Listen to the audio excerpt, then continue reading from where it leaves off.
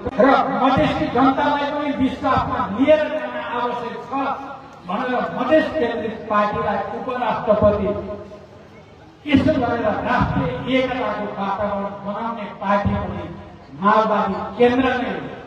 आदरणीय जनसम्वादमा यो कुरा तपाईहरुलाई तपाईहरु मार्फत मधेसमा रहेका सबै मधेसी र पहाडी जनतालाई र देशभरिका जनतालाई पनि स्मरण गराउन चाहन्छु।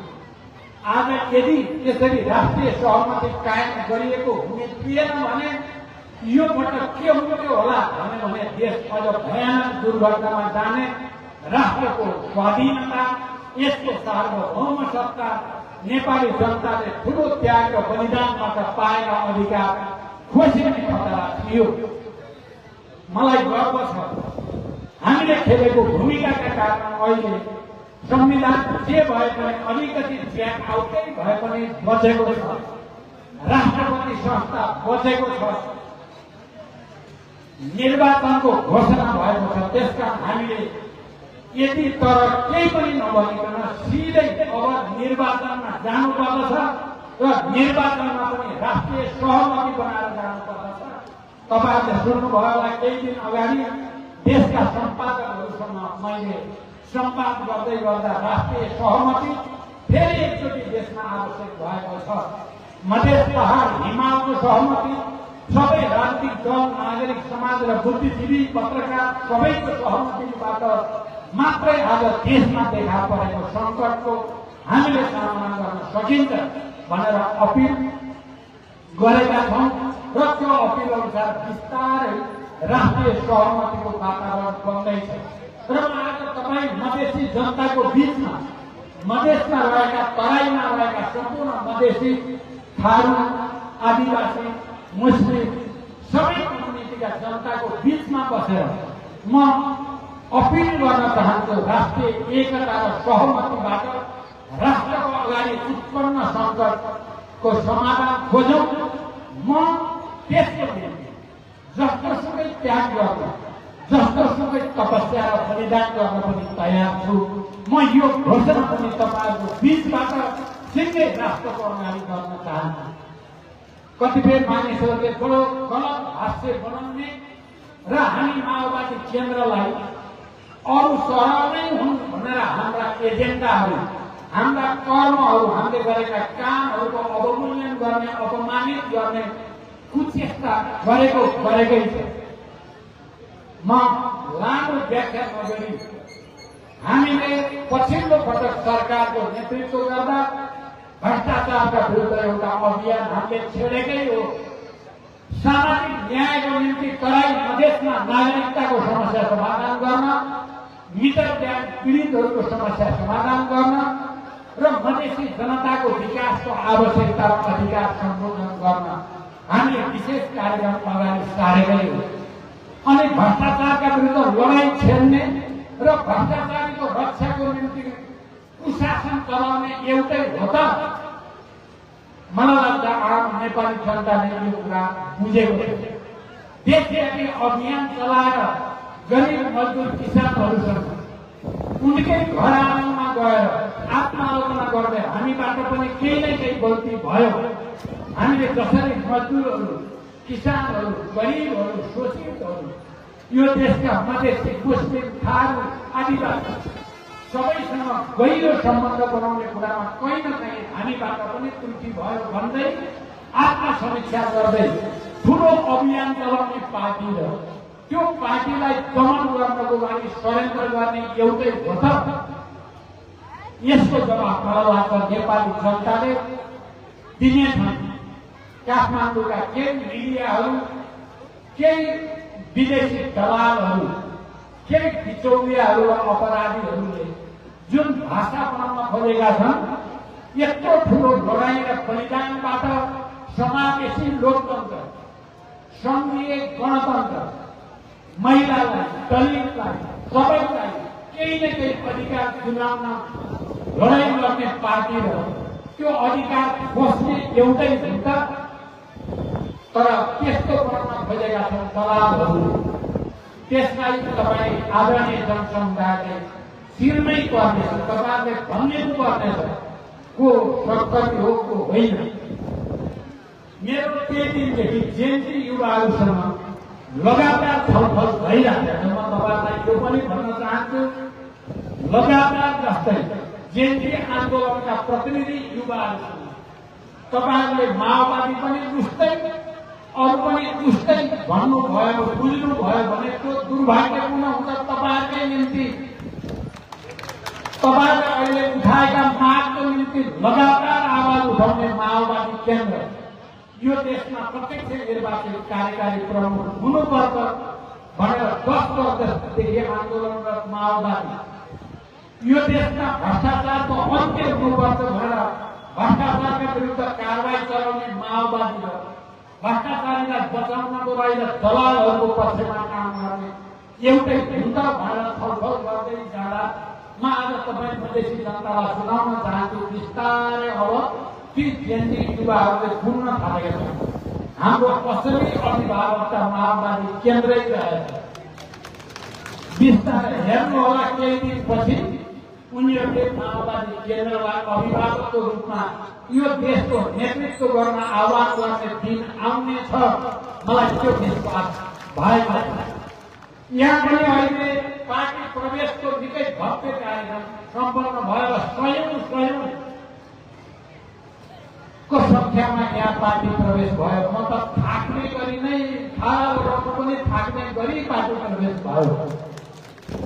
म पार्टी प्रवेश गर्ने सबै साथीहरूलाई, सबै नागरिकलाई, सबै नेताहरूलाई, किनकि यहाँ पार्टीका प्रमुखदेखि वडा प्रमुखदेखि थुप्रै नेताहरू पनि आज प्रवेश गर्नु, सबैलाई फेरि धन्यवाद भन्न चाहन्छु। र मैले के भन्न खोजेको छु भने ती प्रवेश गर्ने मध्ये मैले मोटामोटी यसो हिसाब गर्दै गएको थिएँ, त्यो खादा लगाउँदै यसो अनुहार हेर्दै 60% जेन्जी प्रवेश गरेका छन्। आज 60% जेन्जी। त्यसकारण मैले कहिलेकाहीँ भन्छु, हिजो हामी जनयुद्ध र जनआन्दोलन गर्दा हामी जेन्जी नै थियौँ। आज यो मधेसमा यत्रो सयौंको संख्यामा पहिलोचोटि जेन्जी आन्दोलनपछिको यति भव्य सार्वजनिक कार्यक्रममा सयौं हजार वरिपरि 60% जेन्जी युवाहरू कुन पार्टीमा प्रवेश गरे? माओवादी केन्द्रमा। यसले के देखाउँछ भने अब जेन्जी युवाहरू र माओवादी मिलेर चुनाव गर्नुपर्छ र मात्रै जेन्जीका माग पूरा हुन सक्छन्, अरू कसैले जेन्जीका माग पूरा गर्दैन। जो प्रत्यक्ष निर्वाचित कार्यकारीको विरुद्ध छ, जो पूर्ण समानुपातिक निर्वाचन प्रणालीका विरुद्ध छ, जो समावेशी लोकतन्त्रका विरुद्ध छ, उनीहरूले जेन्जी युवाहरूको भावनालाई बुझ्न सम्भव छैन। त्यसकारण मैले फेरि एकताबाट पनि पत्रकारहरूसँग कुराकानीमा पनि जेन्जी युवाहरूलाई लगातार अपिल गर्दै आएको छु। आफ्नो मित्रको हो, आफ्नो बैरी दुश्मनको हो चिन्न सक्नु पर्यो। क्रान्तिकारी युवाहरूले आफ्नो अभिभावक र मित्रलाई दुश्मन जस्तो, दुश्मनलाई मित्र जस्तो ठानियो भने त्यो भन्दा ठुलो दुर्भाग्य यो देशको लागि केही हुनै सक्दैन। त्यहाँ आउनुहोस्, सँगै बसौँ, छलफल गरौँ। हाम्रो मुद्दाहरूमा समानता छ। ती समान विचार र राजनीतिक मुद्दा भएका युवाहरू र पार्टीहरू, लामो सङ्घर्ष र अनुभव भएका पार्टीहरूको विवेक र युवाहरूको उत्साह र त्यागको भावनालाई मिलाउन र यो देशलाई संविधान संशोधनको नयाँ युगतिर, पूर्ण समानुपातिक निर्वाचन प्रणालीको युगतिर, भ्रष्टाचार अन्त्यको युगतिर लैजाउँ। मैले यो अपिल गरेको छु र आदरणीय जनसमुदाय, केही दिनदेखि मेरो जेन्जी युवाहरूसँग लगातार र हिजो मात्रै पनि तपाईँहरूले सुनिराख्नु भएको, देखिराख्नु भएको जेन्जी युवाहरूसँग मेरो छलफल भएको थियो र छिटै त्यसको परिणाम निक्लँदैछ। म तपाईँहरू सबैलाई पनि, पार्टीलाई पनि अब सबै ठाउँमा युवाहरूलाई प्रतिनिधित्व गराउने, युवाहरूलाई संलग्न गराउने, युवाहरूलाई सङ्गठित गर्ने कुरालाई उच्च प्राथमिकता दिएर जाउँ। त्यसो गर्न सक्ने हैसियत भएको, त्यसो गर्न सक्ने विचार भएको पार्टी माओवादी केन्द्र मात्रै हो।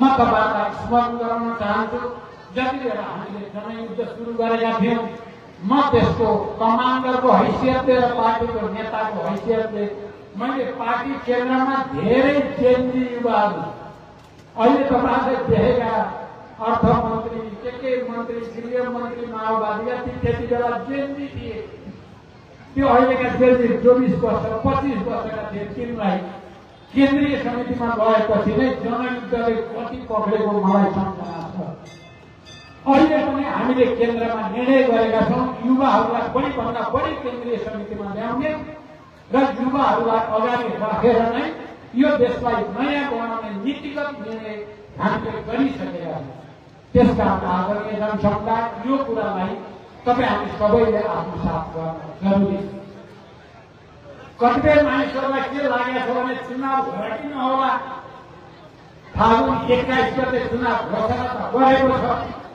तर सरकारको तयारी त्यति बल देखिँदैन भन्ने आशंका मानिसहरूको मनमा छ म तपाईहरुलाई अब कुनै दुविधामा नबस्नु चुनाव हुन्छ र चुनाव हुनै पर्छ र चुनाव गराउने वातावरण बनाउने राजनीतिक दलहरूले हो र माओवादी केन्द्रले एजेन्डा सेट गरिसक्यो राष्ट्रको एजेन्डा के हुनुपर्छ भन्ने कुरा राष्ट्रिय सहमति र निर्वाचन संविधान संशोधन र जेनजी युवाहरूका माग सम्बोधन यही नै राष्ट्रिय एजेन्डा हो भनेर माओवादीले सेट गरिनै सक्यो यसमा तपाईँ हामी सबै दह्रो खुट्टा सहित दृढताको साथ अगाडि बढ्नु पर्दछ तर मैले यो कुरा खालि अनुमानको भरमा भनेको छैन सरकारसँग पटक पटक भएका सर्वदलीय बैठकहरू हाम्रा छिमेकीहरूसँग भएका संवादहरू अन्तर्राष्ट्रिय शक्तिहरूसँग भएका संवादहरू सबैबाट पनि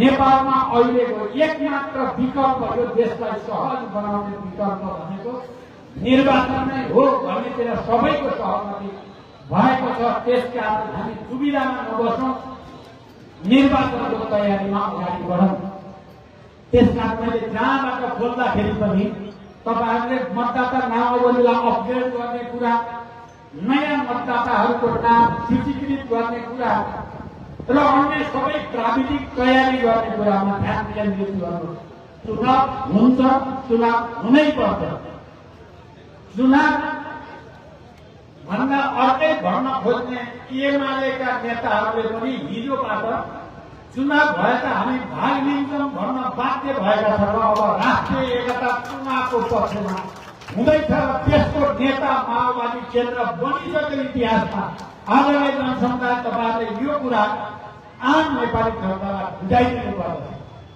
अहिले सबै अरू संकटमा छन् माओवादी केन्द्र संकटमा छैन देशभरि मैले जे देखेको छु सुनेको छु माओवादी केन्द्र अझ एकताबद्ध होस् माओवादी केन्द्र अझ व्यापक रूपमा जनतामा झालिएर जाओस् यो देशको नेतृत्व माओवादी केन्द्र नै गर्नुपर्छ भन्ने बुद्धिजीवीहरू नागरिक समाजका प्रतिनिधिहरू हुँदा हुँदा त ठूला ठूला पार्टीका धेरै नेताहरूले मसँग संवाद गरेर तपाईँ अगाडि बढ्नु यो देश तपाईहरूले नै बचाउन पर्दछ प्रचण्डले नै बचाउन पर्छ भन्ने हाम्रा साथीहरूले होइन बाहिरकाले पनि भन्न थालेका छन् यो हामी सबैको निम्ति खुसी र गर्वको कुरा हो हामीले नै केन्द्रीय समितिको बैठक बसेर खुला छलफल गरेर चुनावमै जानुपर्छ भन्ने कुरा सर्वसम्मत बनाउने पार्टी पनि माओवादी केन्द्र नै त्यसकारण तपाईँ मधेसमा रहने सम्पूर्ण जनसमुदायले यो कुरालाई बुझाउनु पर्दछ म के देख्छु भने गत कालमा हाम्रो अलि बढी क्षति मधेसमा भयो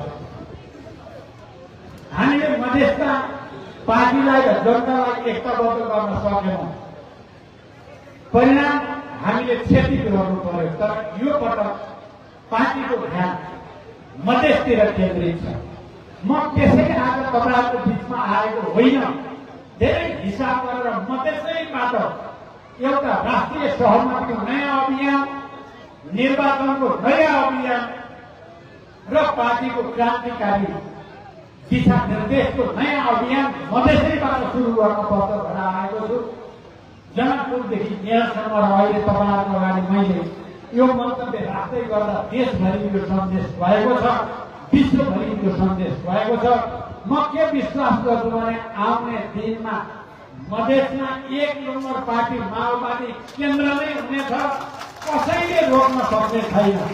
अब मधेसी जनतालाई राम्रो थाहा भइसकेको छ हाम्रो पहिचान, हाम्रो अधिकार, हाम्रा मुद्दाहरूको नेता पार्टी माओवादी केन्द्रमै हो। यो राष्ट्रको हितमा, राष्ट्रको एकताको हितमा निरन्तर लड्ने पार्टी पनि माओवादी हो भन्ने कुरा जनताले महसुस गरिसकेको मैले ठानेको छु। र आजको यो कार्यक्रमपछि आम मधेसी जनता र पहाडी जनतामा पनि एउटा नयाँ चेतना र नयाँ उभार आउनेछ भनेर मैले विश्वास गर्न चाहन्छु। यति भनिसकेपछि अर्को एउटा महत्त्वपूर्ण कुरा पनि मैले तपाईँहरूको अगाडि भन्नु छ। तपाईँलाई थाहा छ यो देशमा वामपन्थी कम्युनिस्टहरूको जनमत सबभन्दा धेरै छ। वामपन्थी प्रगतिशील भन्ने मानिसहरूको संख्या सबभन्दा धेरै छ। ती सबैलाई एकताबद्ध गर्न सक्यो भने यी सबैलाई एकताबद्ध गर्न सक्यो भने नेपालमा अरू कसैले पनि हाम्रो विजय यात्रालाई, हाम्रो समाजवादको यात्रा रोक्न सक्ने छैन भनेर 74 को निर्वाचनमा वामपन्थी एकताको प्रस्ताव राखेर हामी अगाडि बढेका थियौँ र झन्डै 2/3 मत हामीले प्राप्त गर्यौं, पार्टी एकता गर्यौं। तर दुर्भाग्य नेतृत्व केपी ओली जस्ता बैगुनीको हातमा परेको हुनाले त्यो सफल हुन दिएन। तर अहिले माओवादी केन्द्रका क्रान्तिकारीको हातमा दिएर वामपन्थी एकता गर्ने परिस्थिति बनेको छ र हामी समाजवादी मोर्चामा भएका पार्टीहरूसँग एकता गरेर अनि एमालेसँग पनि त्यहाँभित्रका इमानदार देशभक्तहरू वामपन्थीहरूसँग पनि एकतामा पुग्ने अभियानको सुरुवात गरेका छौँ। मलाई विश्वास छ केही समयभित्र यो एकताले मूर्त रूप लिन थाल्नेछ। पहिला समाजवादी मोर्चा, त्यसपछि अरू सबै वामपन्थीहरूको बिचमा पनि राष्ट्रिय सहमति बनाउने एउटा नयाँ शक्ति निर्माण गर्ने र अनि सुशासन र सामाजिक न्यायको यात्रामा अगाडि बढ्ने, समृद्धिको यात्रामा अगाडि बढ्ने हामी संकल्प गरेका छौँ। र तपाईँ हामीले केही दिनभित्रै राम्रो समाचार सुन्नेछौँ कि देशमा अब फेरि एकचोटि वामपन्थी र अनि यो राष्ट्रलाई माया गर्ने, देशलाई माया गर्ने मधेसी, पहाडी, हिमाली सबैतिरका राजनीतिक दल र जनतालाई एकताबद्ध गरेर राष्ट्रिय मोर्चा बनाउने, यी दुईटै काम पार्टी एकता र राष्ट्रिय मोर्चा बनाएर प्रतिक्रियावादी र साम्राज्यवादीहरूले नेपालमाथिको जित्ते दृष्टि र हस्तक्षेपको दुष्कल्पना देखेका छन्, त्यसलाई निस्तेज गर्ने तागत पैदा गरिनेछ।